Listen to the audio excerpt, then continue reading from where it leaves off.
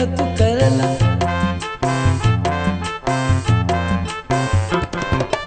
අපි ඔක්කොම යාළු කියලා පන්ති දෙකම එකතු කරලා ලස්සන ලෝකයක් හදමු අපේ පන්තියේ. ලස්සන ලෝකයක් හදමු අපේ පන්තියේ. කුරුම්බැට්ටි එකතු කරලා පොල් කොළ ලස්සනට කපලා කුරුම්බැට්ටි මැෂිම හැදුවා අපේ පන්තියේ. කොස් කොළ